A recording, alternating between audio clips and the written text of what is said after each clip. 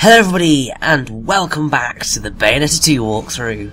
It's time for Chapter 11, Inferno and its Ruler. Now before we go immediately into the chapter, we are going to cash in our Mathouse Passion Angelic Hymns Gold LP, and get Salamandra, and that is going to give us the setup that we are going to use for pretty much the rest of the game.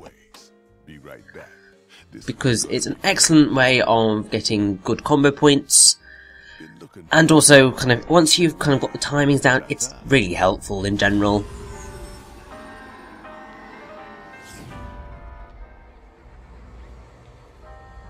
But yes, this is going to be a very exciting part because it's a boss chapter, and those were always cool.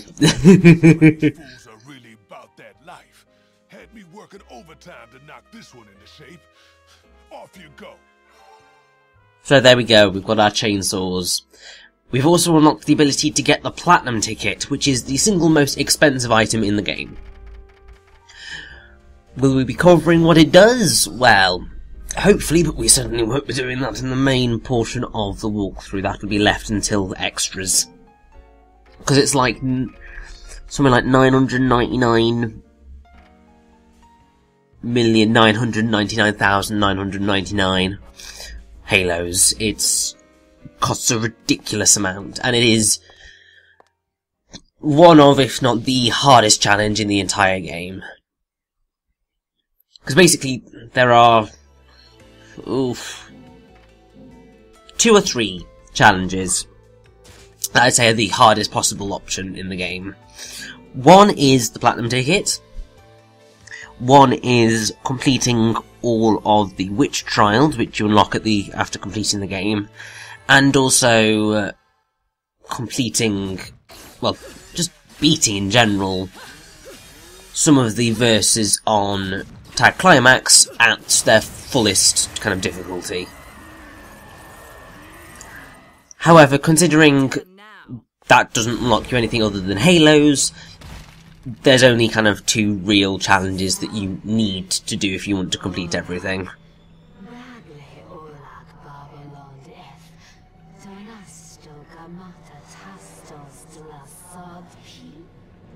I came to pick up a friend. It's almost her curfew.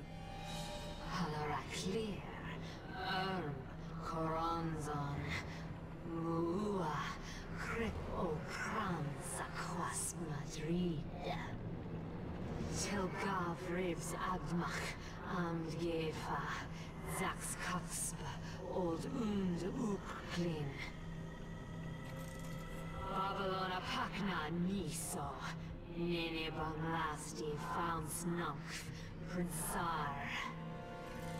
Nunk Vipuran Galvan, Hures Tlasad P.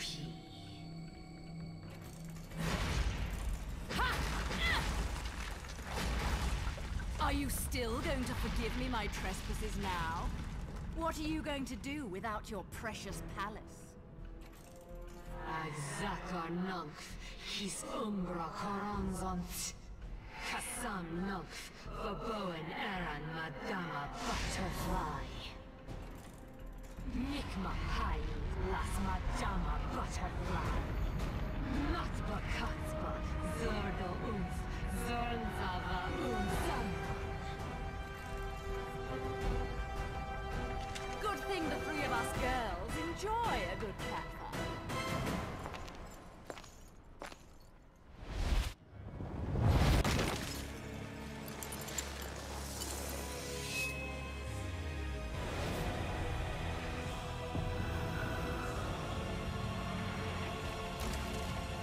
Madama Butterfly, Ol Cosp, Nunk, Korsai Oz. Nunk, Ol Tall, Ol Baskin, Komala.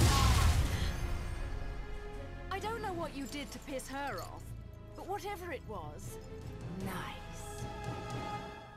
And so we begin our fight against Alraune, who is arguably one of the most difficult enemies in the game, because she's scarily quick, does lots of combos, and is just ridiculously aggressive. Now, Alraune is voiced by Tara Platt, who is most famous for being Tamari in Naruto, Reina in Rave Master, also Noir in Tales of the Abyss, Mitsuru Kirijo in Persona 3, as well as various other roles. She's also married to Yuri Lowenthal, so there's a nice little marriage stuff going on in Bayonetta 2. And then I should probably bring up that Alraune's actually very interesting, because I think what people expected to happen was that we were going to end up facing Madama Styx, which is the demon that Jeanne's pact is made with. Because I think what people thought was that when witches died, their souls went to that demon, but apparently that is not the case, because Jeanne's soul ended up with Alraune here, who is most definitely not Madama Styx. Now, I believe, and I think it's kind of the main assumption, is that Alraune is most likely a reference to a German novel from Hans Heinz Ewers, which is called Alraune. Basically, that's the name of the main female character. And basically, it's about a woman who is a product of an experiment involving the artificial insemination of a prostitute with the semen from a hung murderer, a substance which is believed to grow the mandragora plant, which means it's said to scream when uprooted, killing anyone who hears it, and was mainly used by witches and stuff in the Middle Ages. And obviously it has an appearance here as a compounding concoction thing, and it's further enforced by the fact of all the flower and vine motifs, as well as the demons, well, basically the whole demon design. And yeah, she's creepy and difficult. And also has two phases of music, which is quite cool, because she has Alraune Whisper of Dementia, and now we have, or going into Alraune Whisper of Insanity.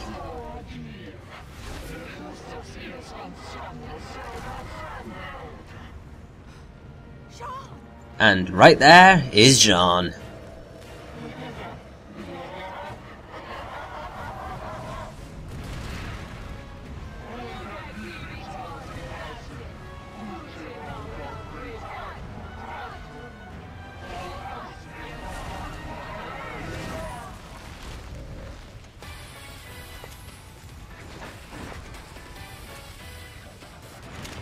Then it's going to be a bloody coronation. Now, release my Umbran sister. And so we begin the second phase of the fight, which is arguably a lot easier than the first phase, because she's a lot slower, and just, even though she's huge and sometimes difficult to read, it is a lot more manageable because of being so much slower. Now, the tactic that I'm using is arguably the easiest way of getting high combos in battle. Because basically the tactic is use Undini until you have frozen your opponent, by which point you have hopefully built up enough of a magic meter to go into Umbran Climax, and then use Salamandra, which then kind of just causes absolute massive damage. And after a certain while, you will get to be able to do this and start ripping out the shield that is preventing us from getting to Jeanne.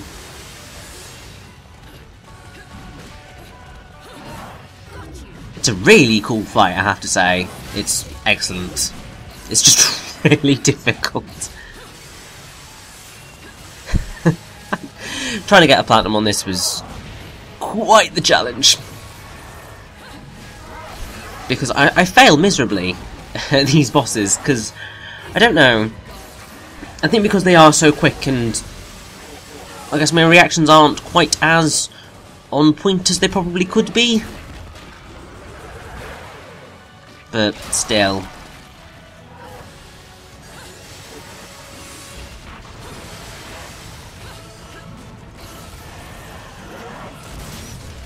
So, if anything, the only slightly disappointing thing is that, once again, this fight is over so quickly. But then again, considering its level of challenge, I'm quite grateful that it is over so quickly, because I think I would probably just die of stress of trying to get any higher on this at all.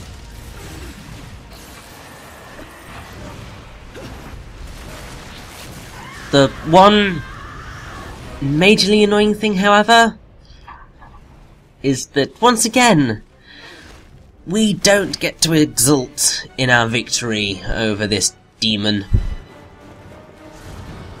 Because... Hello, Rodan. I thought I told you to chill. Hey, You got more could you stop doing this game, please? with this monstrosity. It's disappointing me. Having said that, I do love this cutscene because it shows wonderful things with Bayonetta's character.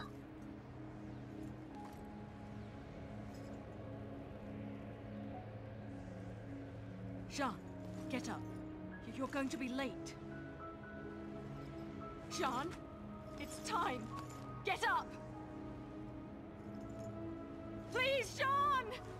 Wake up!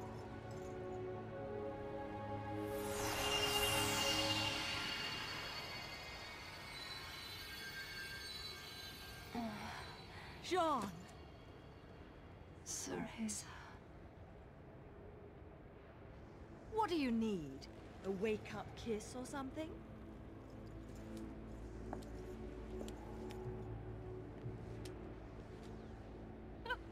You never were much of a morning person, were you?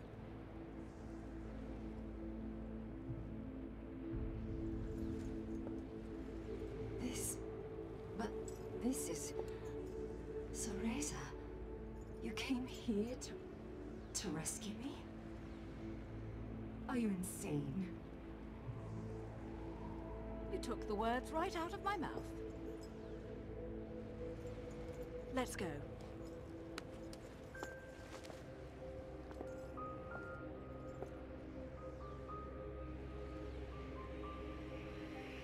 What's happening? You need to get back to your body and get some rest too.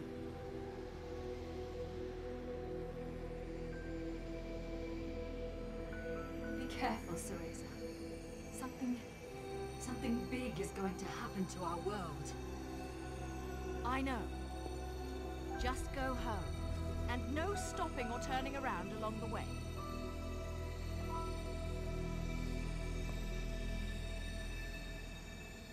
I thought I'd fucked up my business. Gotta hand it to you. This is quality. The perfect palette for an artiste. Now, time to do my dirty.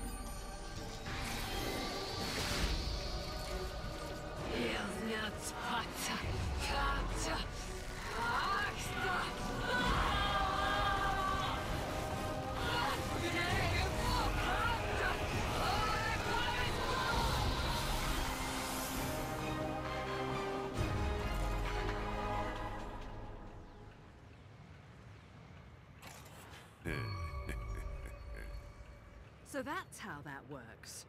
Well, not very romantic. Got a nice glow about it, don't you think? As for its power, well, you don't need me to explain the finer points of fucking shit up, do you?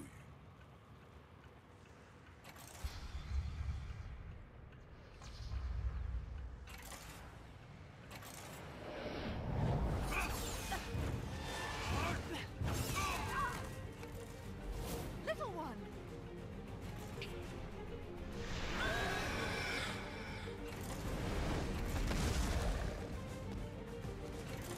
Got them all lined up waiting to be saved, huh?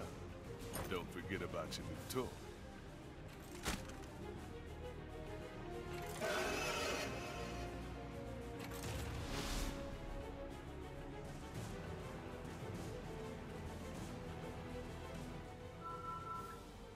And so, as we ride off to rescue Loki, Chapter 11 is complete.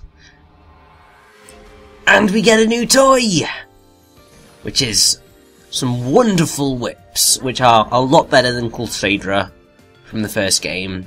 Like, my god. so much better. Because it's Alraune. But I'll go more into that, and also more stuff in Chapter 12.